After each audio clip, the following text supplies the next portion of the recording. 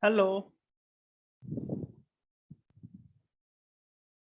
Hello.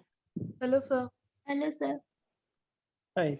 So how are you guys doing? Did you guys go over the this Kruskal's algorithm that was done in last class?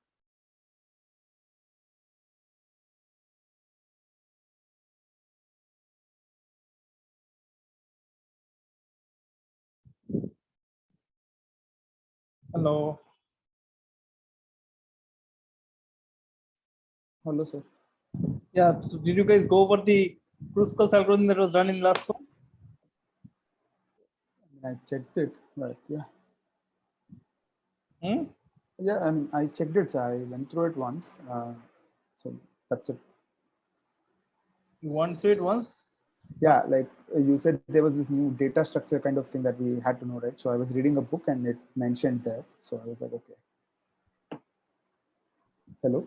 Yeah, but forget the data structure. Did you understand the correctness of the proof? Sorry. That wasn't there in my book, but I'll check it again. Sir. There was no proof of correctness in that book, whichever book we are looking at. This book is Algorithms by Sanjoy Dasgupta. Yeah, it has to be there. That's a pretty good book. Yeah, I was either I missed that. Okay, I'll check it out. That's a pretty good book. That's a yeah. It's pretty. Uh, Yeah. okay, so as I told you, so in today's class we will be going over one more algorithm of finding minimum spanning tree. Again, it would be basically a greedy algorithm, but it would be a different kind of greedy algorithm. I told you that there is one option of presenting a greedy algorithm which is used in machine learning. So I decided that I will be doing that, but maybe in the next class. The next class, I will be presenting you the greedy algorithm for the machine learning, which is a very beautiful algorithm. Yeah, yeah. I think I will be presenting it only in the next class only, and not before that. So let me start with whatever I'm going to present today. Right. So again, so what we are going to do is the minimum spanning tree algorithm. And so the problem is something that was done in last class also, but I'm just going over it just to ensure that everybody, in case there is anybody here who was not there in the last class, that person can also follow. So basically the idea is that you have these problems like you have a set of cities and you have to connect all the cities using some fiber network, and there is a cost of laying a cable between two cities. That cost can depend on various things, maybe the geographical area and so on and so forth. So the goal is to what is the minimum amount of cost that you want to spend so that you can ensure that every city gets connected. So this problem can be modeled using graphs, and you know what a graphs is. So, and this is not just a unique case. There are lots of examples of this kind of problems where graphs can be used to model various problems.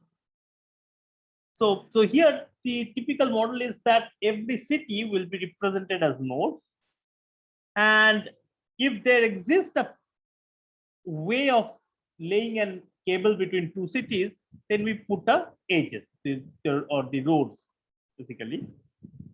And of course, each of the edge comes up with has a different cost associated to it, and that's basically the weight of the or cost of the so the weight of the edges is the cost of laying a cable on along that,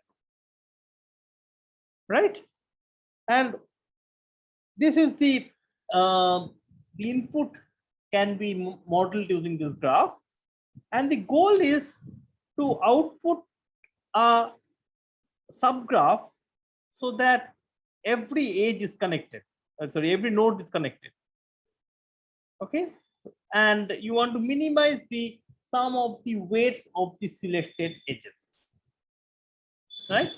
So first of all, if you forget the age of the selected edges, if if you want to minimize the number of edges itself, what you have to do is that you have to given this connected graph, and you want to basically find a subtree or a spanning tree of the graph, because the spanning tree is a minimal graph, which is a minimal connected graph.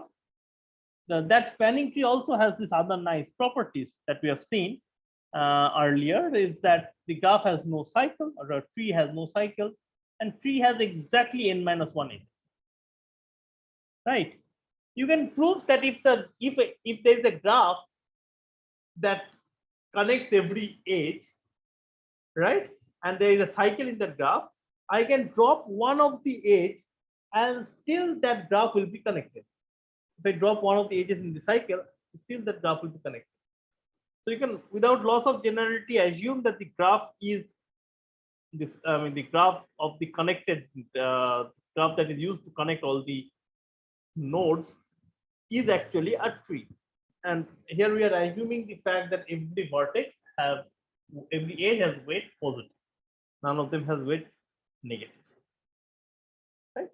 So the goal is to come up with a spanning tree of the graph, and that touches all the vertices. That's the definition of a spanning tree. And we want to find the minimal spanning tree of the graph. So it's finding the MST, or the minimal spanning tree of a graph. Fine. So basically you have these edges, and you want to the weights of the edges, and you want to minimize the number of weights of the edges. So this was the problem that was done in the last class also. How do you find the minimum spanning tree of a graph? So in the last class, we looked at us. So okay, maybe this is an example. Okay, so this is a graph with edges, edge weights, and this is a spanning tree. But it so happens that this is not the spanning tree. In fact, you can produce this one, which is another spanning tree, and the edge weight and the weight of this spanning tree is actually less than the previous spanning tree. So there's this spanning tree of edge weight 54, whereas this spanning tree is the edge weight 45. And in fact, there can be another spanning tree, which is this one, and this one has edge weight 39, and this is in fact the lowest spanning tree.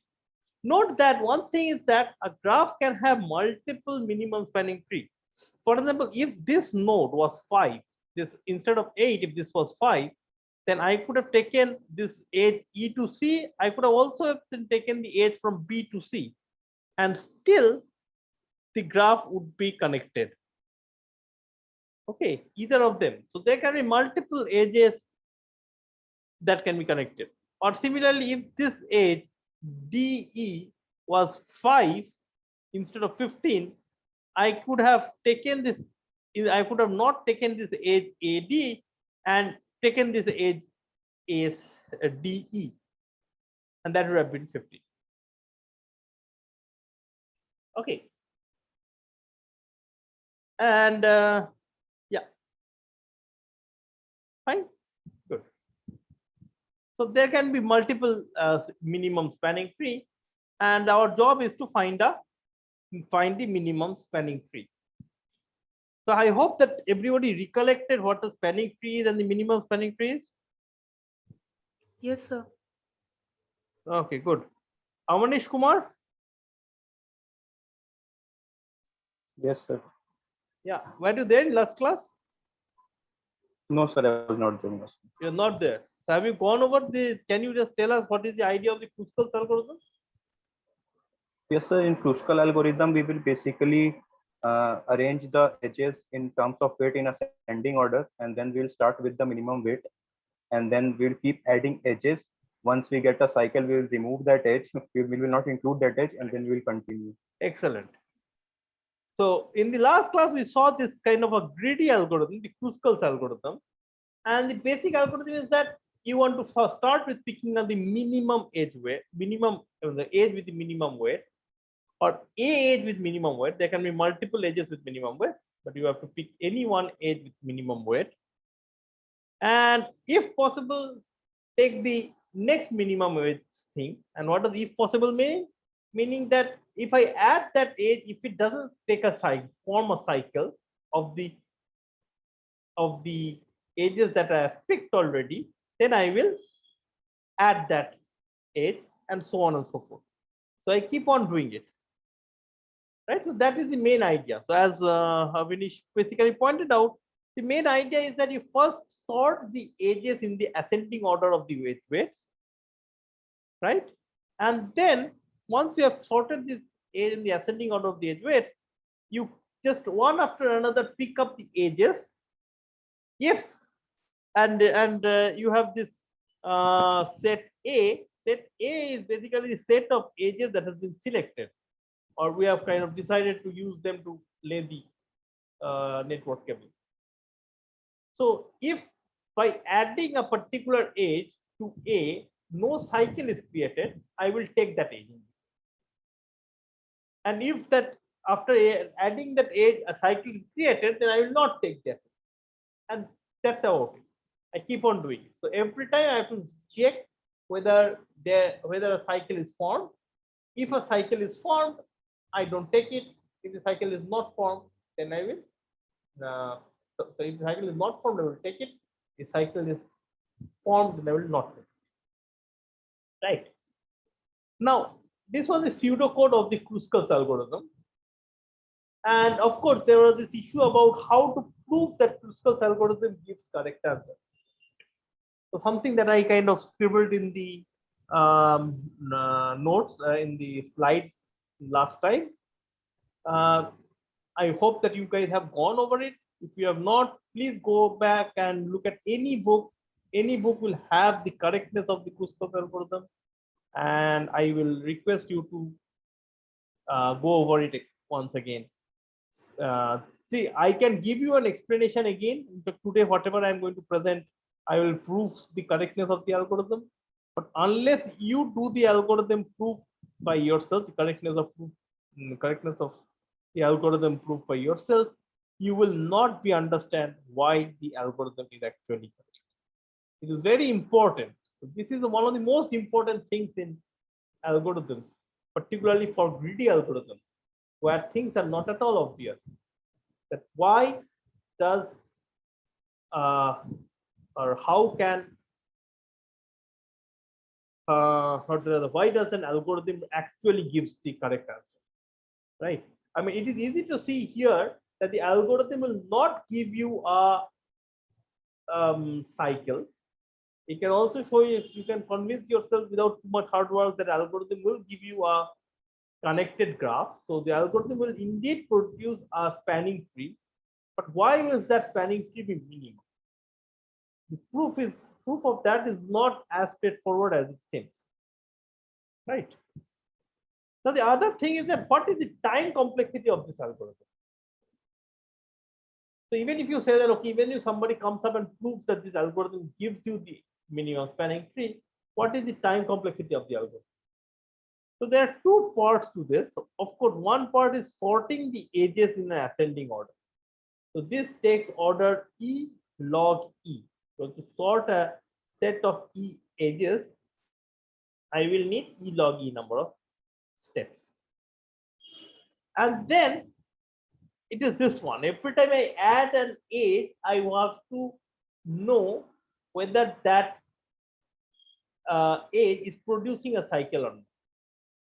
So the main idea that was kind of told to you guys was that the main idea is that you always keep track of the connected components in the graph A. Meaning A is a graph in some sense, right? Because it's a collection of edges, it's a graph. And you look at all the connected components in that graph. And if an edge is connecting two vertices on two different connected components, then that edge cannot produce a cycle. But if that edge connects two vertices on the same connected component. What does it mean? That there is an edge from U to V and there is another path from U to V. That's what it means that U and V were in the connected component, the same connected component. So you produce a cycle. Right. So all you need to know is that what are the connected components of every vertex. And once you know, somehow manage to keep track of the connected components of every vertex, then you can basically check whether a particular edge, if added, will produce a cycle or not easily. And that will be good. So if not, you can do things like you can do a DFS and BFS every round to check whether if I add UV, whether a cycle is formed or not. But that's a bit too much of a costly affair. Now, how to maintain the connected components of each vertex? Now, this is something I did not discuss very well. And the reason is that, the reason is that to do this one, you need a kind of a data structure. And I did not go into that. It's called the union find data structure. And I leave it to you guys. If you are interested, you can go and read that union find data structure. It is not part of this algorithms course. If you understand what the Kruskal's algorithm does and you don't understand what the data structure, that's perfectly fine. But assuming this data structure exists, so what you will have is that this whole algorithm can be done in order E log E steps. And basically the costliest affair is actually sorting all the edges. Okay. So now the question, so okay, so that was this order E log E is the algorithm for sorting this thing. And the question is that can you make it better? Okay. So of course, see again, whenever it comes to the making it better or not, we have to really understand all the details of the algorithm, right? But here, since I am kind of avoiding the data structure part, I am not really going into the data structure of union find or data structure of some other various things. So it will be hard for us to kind of convince you that one particular algorithm is better than the other. But at least we will be giving you a different algorithm. So I will start with giving you the different algorithm. Now this algorithm is called the Prince algorithm, and this is also a greedy algorithm. Okay, but its greediness is slightly different from the greedy algorithm of the Kruskal's algorithm. So basically what you do is that you slowly grow the MST. The idea is that you slowly grow a minimum spanning tree. So this is something that I kind of had discussed in the last class in a small hint. Let's say you are in a particular vertex, right? So just think of yourself as, so maybe I can just scale. Yeah. Can you see my screen? Yes, sir. Okay, good. Let's say here is a graph.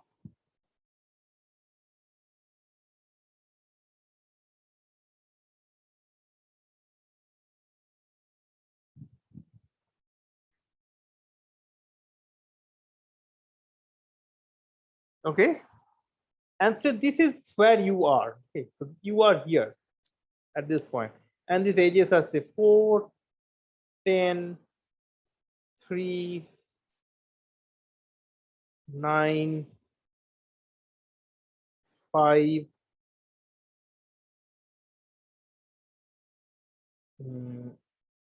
4, 2, 1, 8, 7. Say you are here, okay, and your job is to connect all the vertices, right? What would be your natural way of thinking about going about this whole thing? Can somebody come up with a natural way of thinking? If you can, I mean, Kruskal's algorithm was not at all natural because it was kind of not maintaining a tree at any point of time, right? It was started with just a collection of edges and slowly it went on and finally produces the tree. So it was at no point of time was it having a tree. But think of here, what is the most natural thing to do?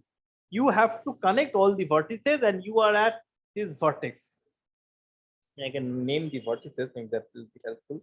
So I am vertex A and there's A, B, C, D, E, F, G, H. Deepa Mondal? Yes, Hello? sir. Yes, sir. Yeah. So were you there in last class? Yes, sir. You are there in last class? No, sir. Did you go over the Kruskal's algorithm? Yes, sir. You have gone over it? Okay, very good. So now tell me, if you are in A and your job is to produce an MST, how much, what will be your natural thing to do?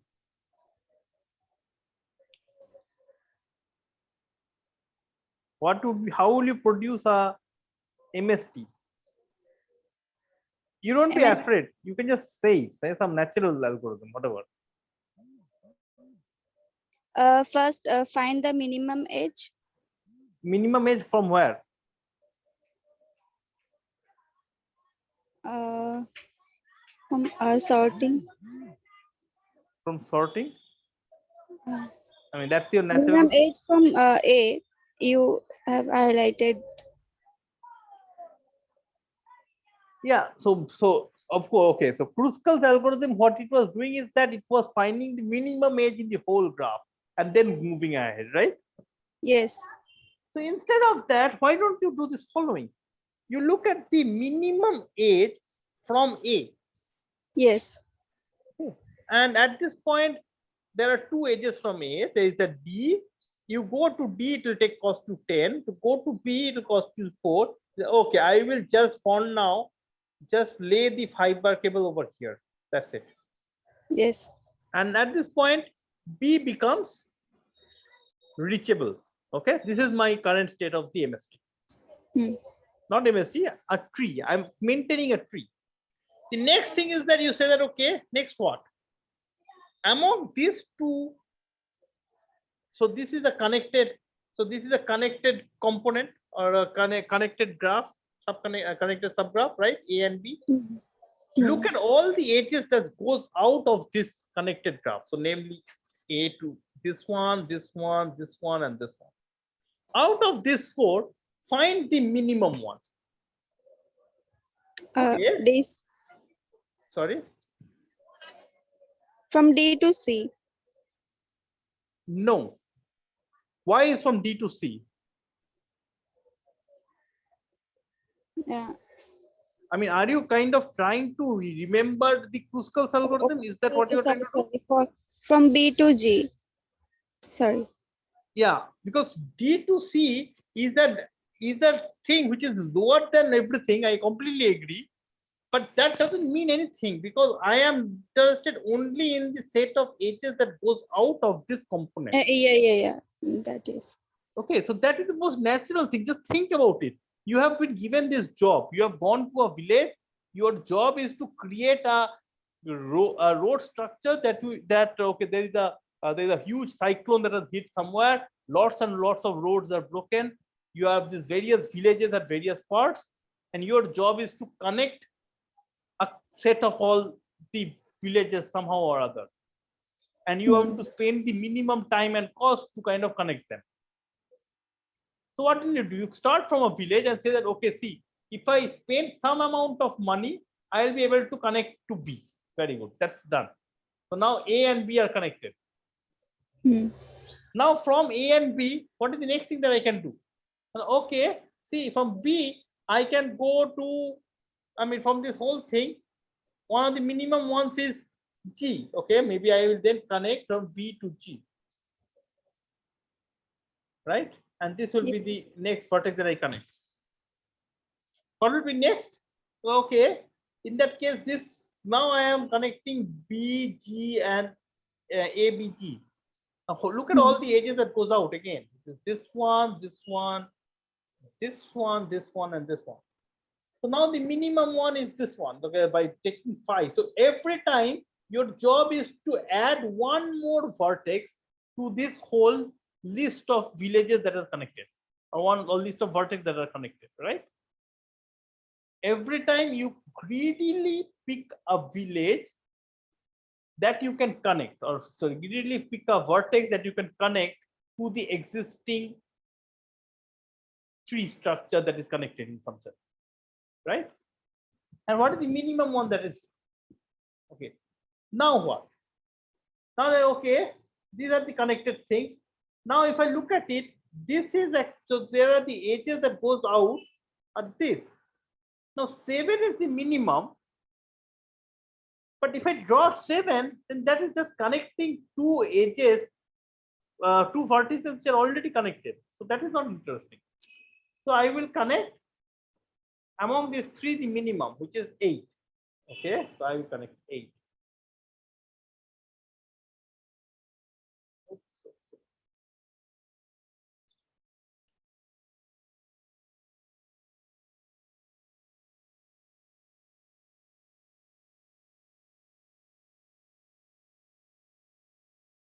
Okay, I don't know. Was there an 8 here? Was there some 8 here? Yes, sir. Yes, sir. No, not this. C No, and there was an edge between C to F. C2F. C to F. But weight was not there. So weight was not there. Let's put some weight. Let's put a weight 1 only. Okay. So at this point, again, there are edges that goes out of this one, right? So there are edges. This one, this is the newest done. So out of them, I take one. This minimum ones are these two. So take one of them. Okay. And I will take this. And then I will take, of course, I will go for the same by the same logic this, and I will do this. And then finally I have this 3 and I will connect. So this will be my graph. This spanning tree, minimum spanning, that's what I claim.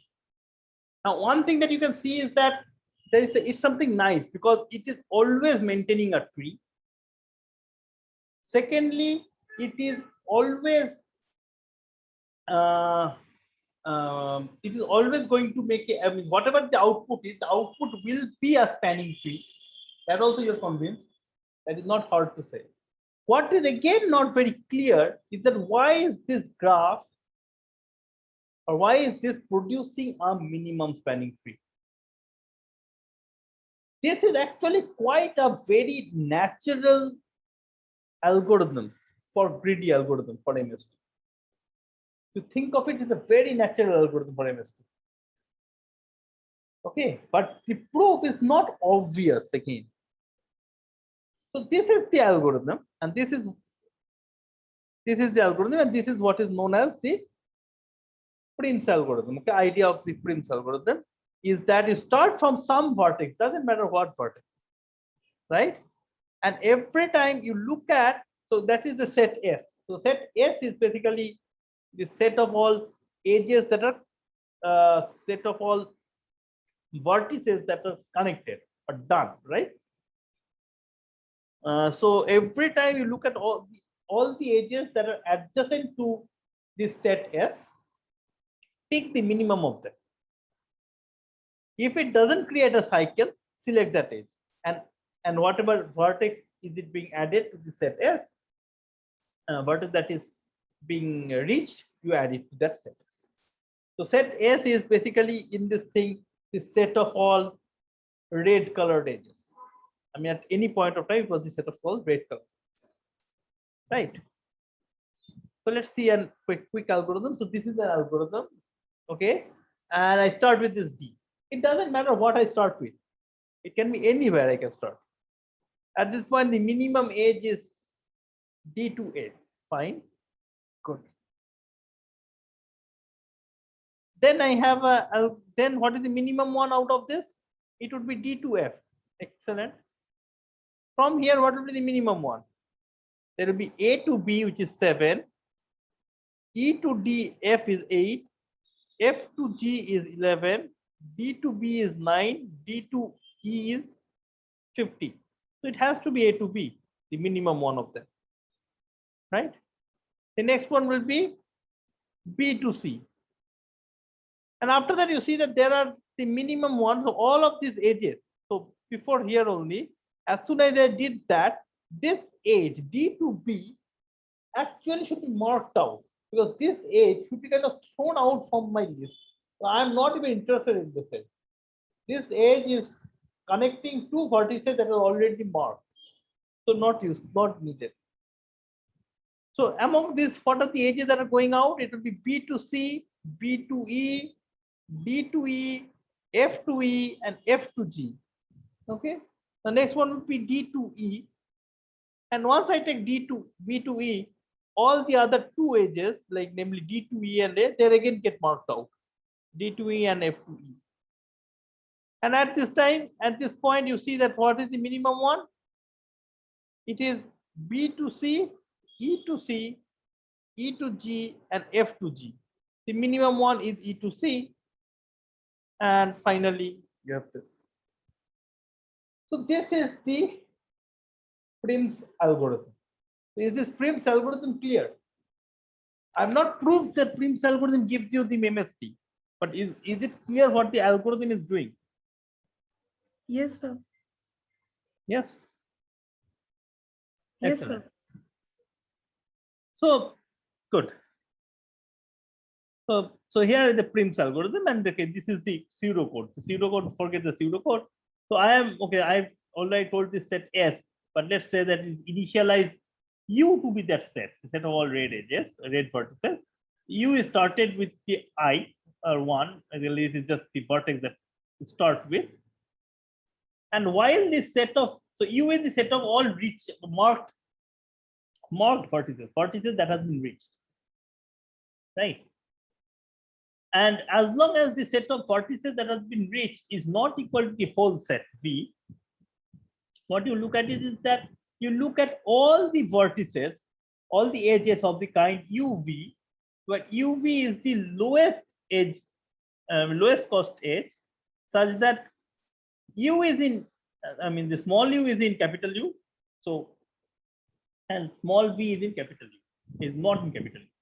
So that means this edge UV connects a vertex within U to a vertex outside U. Right? It's the edge that goes from itself to outside. And we add this edge to our, you add this edge to this thing, to this set of edges selected, and we mark U to be, V to be also marked. Okay, so one thing to note is that this does not produce a cycle at all. Why? Because as every time I'm picking up a new vertex that is not even reached earlier, right? So it does not produce a new cycle ever. By the way, let me ask you some of you.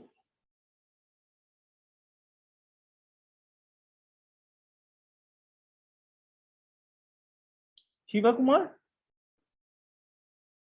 Hello, Shiva Kumar, are you there? So Does this algorithm remind you of something, some other algorithm that we have seen earlier? oh, I mean, the bomb is it Huh? making a wall and going through the least distance? I don't understand. Can you just name that algorithm? I forgot. Dijkstra. Dijkstra. Very good. So this is almost like what was done in the Dijkstra, if you remember. Yeah. Except so every time we are adding a new A vertex, we were not just looking at the lowest edge cost, but we were looking at the vertex which has the lowest distance in the new things, and we are adding that edge or vertex to the whole set. This is very similar to Dijkstra. If you are not seeing the similarity, please go back and see, look at both Dijkstra and Prim's algorithm and what is happening. Okay. So again, the output is a connected graph. That is obvious because I always insist. I mean, this whole pseudocode ensures that I always have one vertex. I keep on adding vertices that are connected to you, and therefore it will become connected. And it will have no cycle because every time I am adding one vertex from outside the U. So I'm not visiting a same vertex twice. And now question is that why is it an MST? Note that all these three things have to be formally proved for proving the correctness of the algorithm. Right? Okay, now the connectedness and no cycle is something that I'm not going to prove. I will let you guys go back and think about it. There's an obvious. But what about this one? Why is it MST? So for that, we have to again go back to the properties of trees. Now, this is a property of tree that we have done earlier. Okay. Basic idea is that, okay, if I take any tree and add an edge, it produces a cycle. If I remove any edge from the cycle, we get back a tree. Okay, in fact, a spanning tree. And more importantly, there's a unique path between any two vertices in a tree. Right? So this is the three properties that we will be using. The proof is very similar to the Kruskal's algorithm. So I will give you guys, say 3-4 minutes. Why don't you, all of you, in your book or in your copy, whatever, try to prove that this Prim's algorithm actually gives you a correct MST. After that, I will go over the proof myself. So by the way, if anybody has any doubts of whatever has been done so far, please feel free to ask me.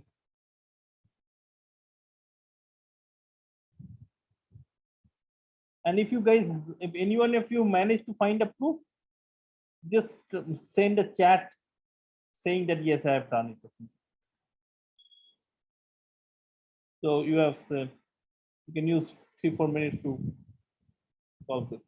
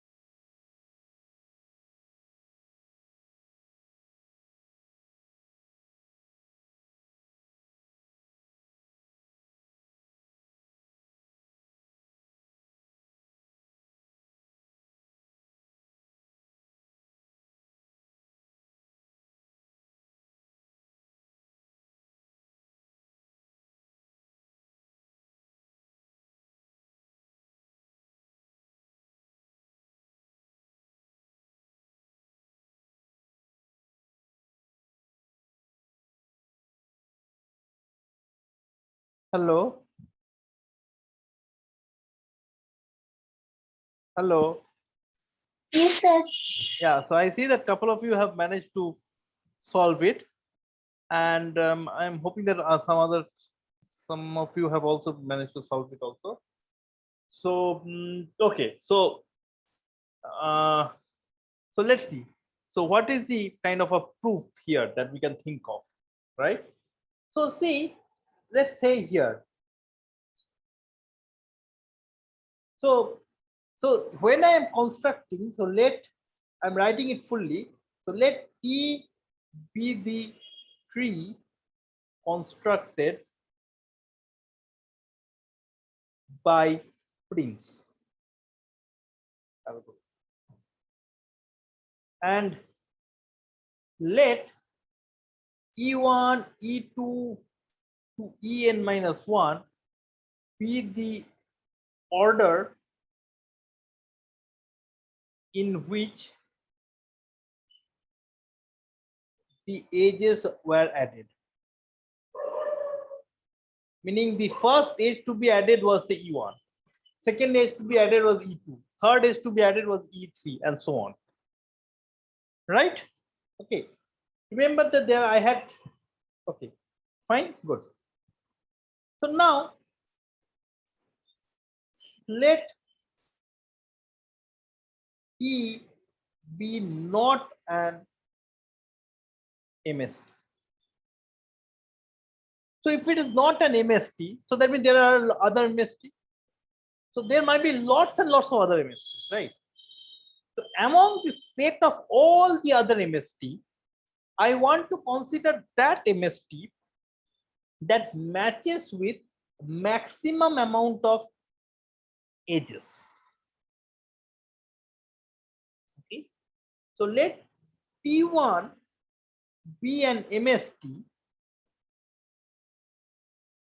that matches that that has E1 to EK edges and EK plus 1 is not in T. Okay. So for some K less than or strictly less than N minus 1. Okay. And so this is the maximum such MS, an MST that matches with the most number of initial edges. So that means there does not exist an MST with containing E1 to EK plus 1. Okay. So there is no MST that contains E1 to EK plus 1, and there exists an MST that contains E1 to EK, but not EK plus 1. Is this clear? Yes, sir. This choice of this MST, Yes, sir. right? So there exists such an MST clearly, right? Whatever MST is it, they cannot match with all the E1 to En minus 1, but they must match with either something, maybe zero number of edges, but something. So among all the MSTs, consider the MST T1 that matches with the maximum number of them. So if I had here EK, so this MST matches with all of them, but this EK plus 1 is not there. Okay, good. So now what is this EK plus 1? EK plus 1 is some UV, some connection. Good. Fine. Now consider, so you remember that I was always maintaining and set U was, so maybe if I want to write it properly, recall U was the set of vertices marked at any point of any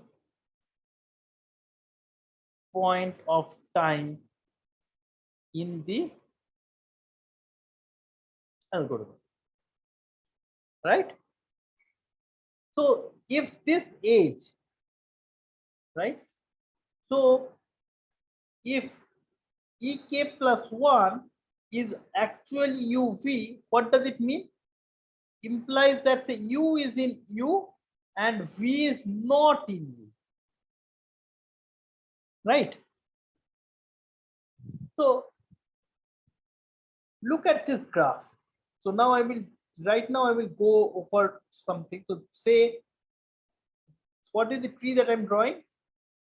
I am drawing the tree. This is the tree T prime or T dash. Sorry, not T dash.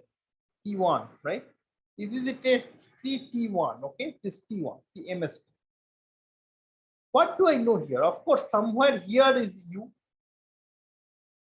And I also know that the age UV is not there, right? So if this is V, so age UV is not there in the tree T1, but U and V are of course there. So there exists a path from U to V. So let's consider the path, okay? There can be a unique path. So consider the unique path P from U to V in T1. Okay, excellent. So now you can see that I have now created a cycle, right? Fine. What is the cycle? So there is this path P and there is that age E k plus 1, right? Now what is it? Consider the time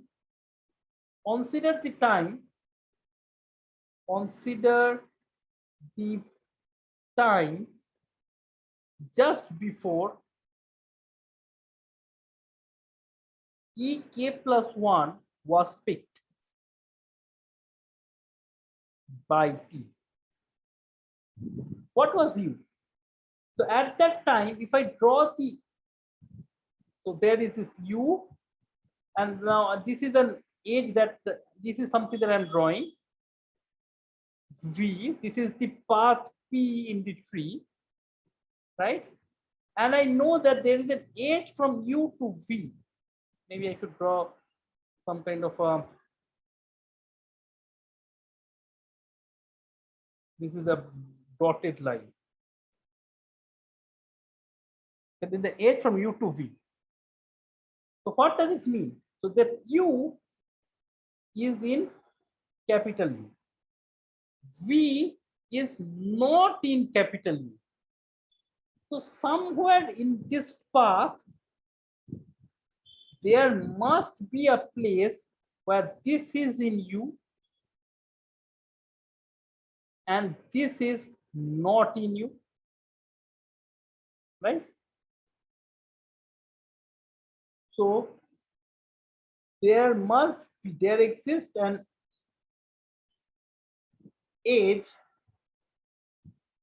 let's call this one U, maybe this is not, so WZ in the path where at that time, at the time when ek plus 1 is picked by T, W is in U, but Z is not in U. Is this clear? Is it clear so far? Hello? Sir, which one is ek plus 1 in this diagram? This is ek plus 1. Oh, Okay, this is ek plus 1. Because so the ek plus 1 is uv. Right? This is the age uv, which basically. Okay, so this is, I have not yet picked. So I am about to pick ek plus 1. And at that time, u is in capital U, v is not in capital U. That's what I know. And this path has nothing to do with t. But this path is something that is there in T1. Okay. So this path P is in T1. Okay. So don't think of this path. But in the path, one side is in U, the other side is not in U. So there must be a place when I move from U to not U. Right. So consider that. It might be that there are many places, but there has to be at least one place. So let's call this particular edge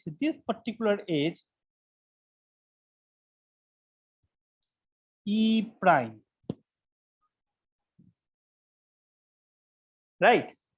Now, what is the weight of E prime? Can somebody say?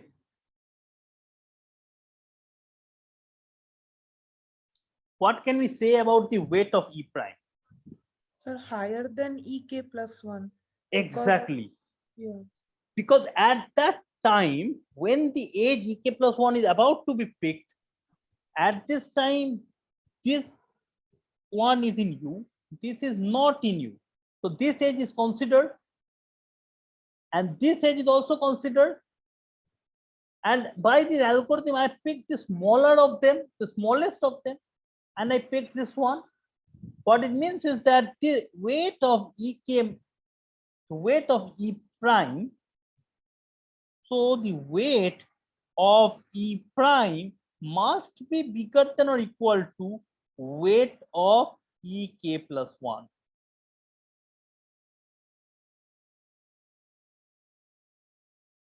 Right.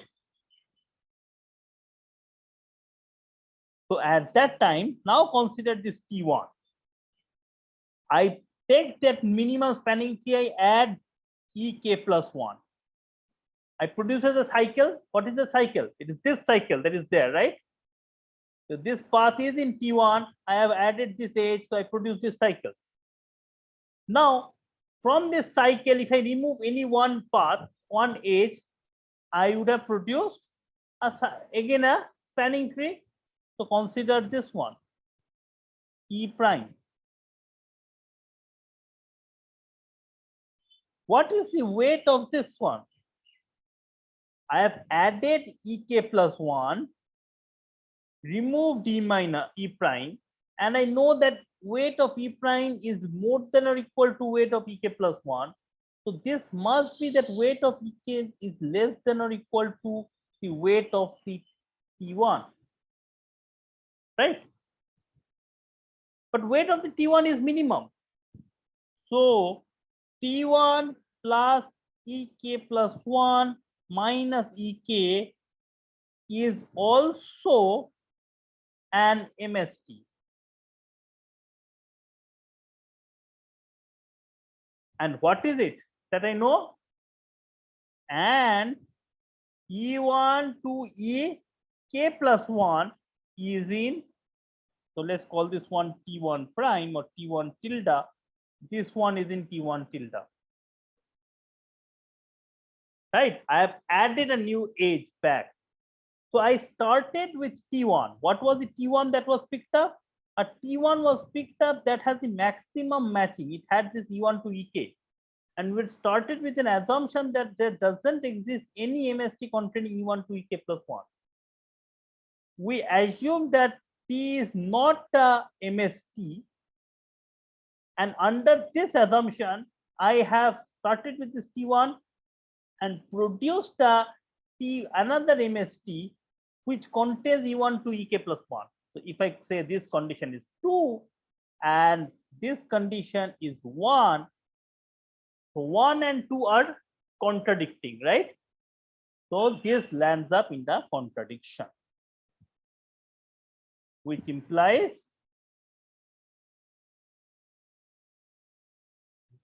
what? The main thing that we assume is false, that T must be an MST.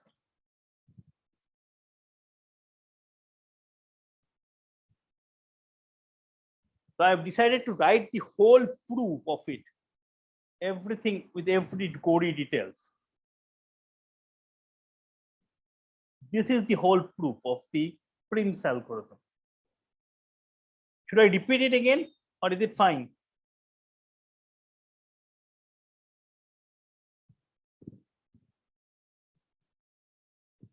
Is it fine? Yes, sir. Sounds good. Okay, good. So if it is fine, so this is basically I'm not a complicated algorithm, but this is something that I have decided to write it fully so that you see how the whole algorithm is written. Of course, I will share this whole writing with you soon or in the web page, so you can go for it, the whole proof. So this is the whole proof, okay, of this MST. So if I have to kind of write it here, so basically, again, the same thing is written here, that if T1 is an MST and T is a, so this is an idea of the proof, it's not the formal proof. So I'm just saying, oh, let's start with any MST and let's T be the tree obtained by Prims. So consider the first stage picked from the first stage picked during the construction of T that is not in T1. So first stage is the mismatch, right? So if that edge E, it is connecting U to V, where U is in capital U and V is not in capital V. So consider the path V to U or U to V in T1. And right now, let's say that there is an edge. So there must be an edge E prime which connects an edge U in the path, which connects the edge U to an outside of U. It's not outside, it's outside. And by the construction, we know that the cost weight of the E prime must be the weight of E.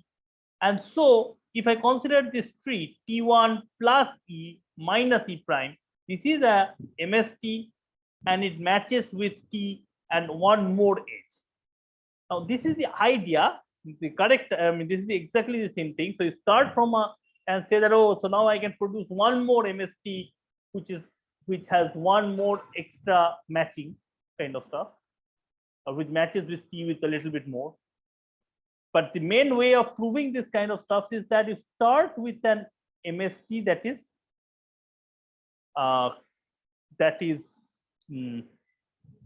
has the property. Here you have to start with the MST that has the maximum amount of, that matches with the edges most, and then you go ahead with that.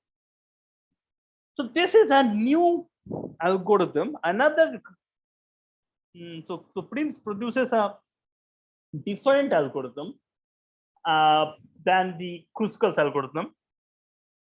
I will not go into the time complexity.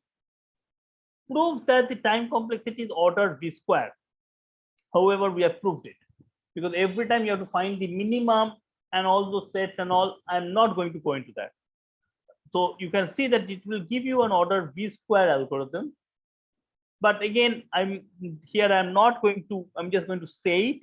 It is not a part of this course, that if you use some non-trivial data structures, in particular Fibonacci heaps over here, then this can be used to improve this bound to order E plus V log V. Okay, so but if you are not comfortable with reading this whole thing, if you are not interested in it, don't need to read all of this non-trivial data structures. If you like it, feel free to go and look it up, both this union find data structure as well as the Fibonacci heap data structure that we talked about. But you should be able to analyze that the algorithm of the Prims algorithm has runtime order V square. Now this is something that you should be able to figure out. I'm not going to do the analysis for you. So what is important here is the following, that we presented two algorithms, Kruskal's and Prim's. Both of them have some running time which are polynomial. You can improve those running times with some nice non-trivial data structures. But more importantly, what is it that you want to realize from this whole algorithm is that whenever you have this kind of a greedy algorithm, it is always hard, or one of the biggest challenge is to prove the correctness of this algorithm. Okay, so that is basically what will something that we always have to do for the greedy time greedy algorithm. So we have this Kruskal's algorithm and the Prim's algorithm. Prim's is slightly better than the Kruskal's algorithm in terms of the running time when you use the fancy data structures.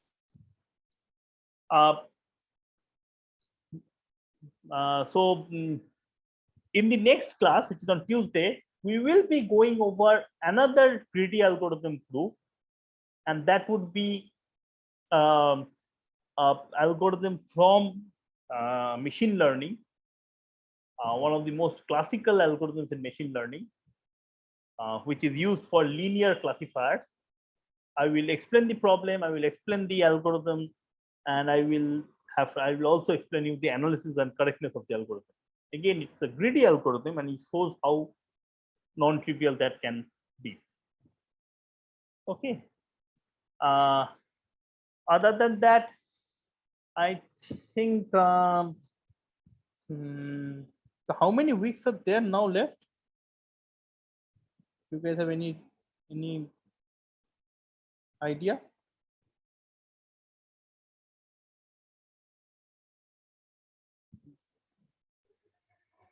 Okay, so anyways, so is there any doubts, any questions so far on this thing?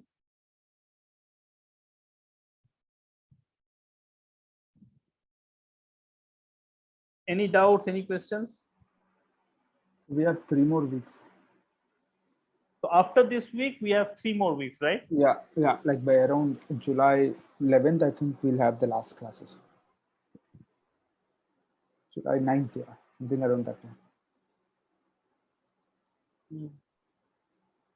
How many of you want to see the machine learning algorithm? Be honest about it. So there is, if not, I will. What I can do is that I can take an extra class and present it, or just give it as a reading material. So that algorithm anyway is not a part of this algorithm course. So else I can go over something else that will be more important. Can you just quickly send some chat if you are interested? Sir, if there's something important, I think you can send it as a reading material, or we can cover it in the extra class. Oh, sir. But I have a curious question about like how different proof systems interact with, like say machine learning algorithm, like after training phase, it outputs some function, right? Yeah. Hello? Yeah. Go ahead. Yeah, I can hear you. Then like, you can hear? Yes, Okay. I can hear you. Then like after outputting that function, like how do we know such a function solves our problem or not? Yeah, so that requires some proof. That requires That proof. is my, yeah, that is what my interest. That requires proof, and That is what many my times interest in many in times you don't have a proof. Most of the machine learning algorithms don't have a proof. Okay, you do it by kind of what is called an empirical data. Yeah. You kind of try it out your algorithm on some set of benchmark data and see whether it is doing decently or not. And if it does decently, then you say, oh fine, it is doing it nice. So I believe that thing. Okay, but there are algorithms for which we do have some nice proofs. Perceptual learning algorithm is one such. But even as humans, like while we are trying to teach a kid how to, hello? Yeah. Again, I'm not talking about philosophy. There is a mathematical question, and the mathematical question will be solved. Yeah. That's all that I can say. I am not talking about philosophy, whether we teach a kid and all those kind of stuff. Okay. there is a mathematical question, Okay. and the mathematical question will be solved. Whether that is how I human mean, beings learn, or whether that is how dogs learn, is something that's not an important question. Okay, fine. There is assumptions, and there is a question, and a mathematical question, and question is that can you solve that mathematical question? And that is exactly what I can Okay. prove to you. Okay, fine. Okay, so maybe what I will do is that I will then give you a nice reading material, okay, on this perceptron learning algorithm, and I can even maybe point out to a couple of my old video lectures on that. You guys can read it. You can guys read it for yourself, and you will. And if at all in the end of the course, if people are interested, we can go into that. But I think that whatever we are going to do next is something very, very useful. I should say here that we are kind of going to move away from standard algorithms, and what we will be going next is what is called reduction. Okay, we will be reducing problems from one to the another, and that is what we will be doing in the next class. And we will see how some standard models are very useful in solving most of the problems. Okay, so it will be a somewhat new concept, something that you have not seen. Possibly many of you have not seen this one, but this is what is most important when you do algorithm. So that's why I don't want to mess up with the next. Sir, is Metroids part of the syllabus? Metroids. What do you mean Metroids? A Metroid is combinatorial objects. What do you mean a Metroid? I mean, proving if some structure has a Metroid structure. No, that is not a part of this algorithm. Greedy algorithm should. That can be a subject of discrete math course. There's no algorithmic part there. Okay. It's a very combinatorial question. Okay, so Metroids are used in algorithms, Okay. but we are not going to it. So I would maybe say I will give a Okay. link to a few lectures in the web page. There will be a few lectures or links that I will present on things that I have not covered in this course. For example, I have not told you how to multiply two matrices. How can you come up with a fast algorithm to multiply two matrices? I have not told you how to come up with a fast algorithm to multiply two digits, two integers, two n-bit integers. I have not told you how to compute the area of a convex hull, convex hull of a polygon, or for set of points. These are the things that we have not talked about. Yeah. Okay. So what I will do is that I will give the links in the web page. Okay, so all of them and the perceptron algorithm.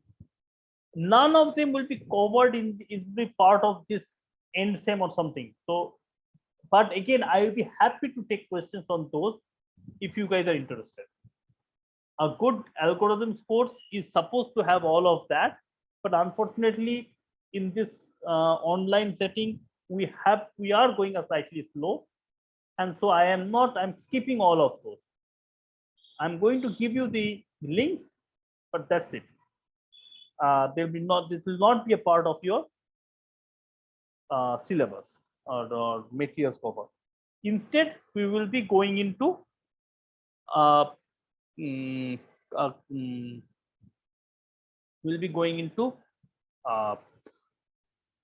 some other problem of reduction. That's what we will do then in the next class. And if at all we have time at the end, then we can see about it, that we might want to go revisit some of them. Is it fine? Is that clear? Yes, sir. Yeah, I can see that some of you wanted to hear the perceptron algorithm, but if you go and read it by yourself or follow the video, if you have any doubts, I'll be happy to talk about that later. Fine. Okay, so that's it for today. So let's stop the class now.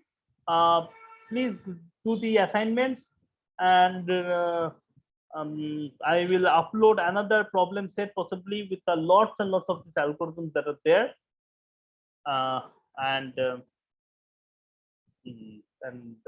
Yeah, that's it. Oh. Sir, in the dynamic programming assignment, we'll have to load the program, right?